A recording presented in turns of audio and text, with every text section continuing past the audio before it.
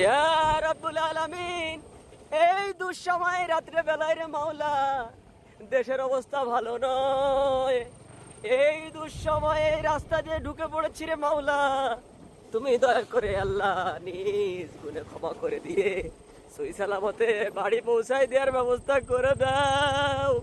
ফাঁকা মাঠ, ফরেনের ভিতর ধুক পুক করতেছে রে মাওলা, আবার সাথে নিয়ে ঘুরতে। আল্লাহ যদি ডাকাতি ধরে বসে তাহলে করে মহেন্দ্র পর্যন্ত পৌঁছায় দাও, তারপর বাকিটা সামলে নেবানি।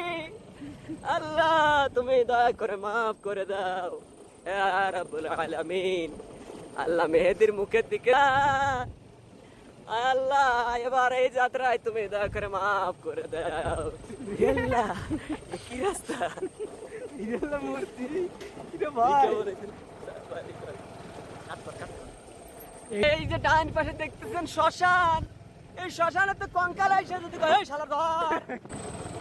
এ মুসলমান,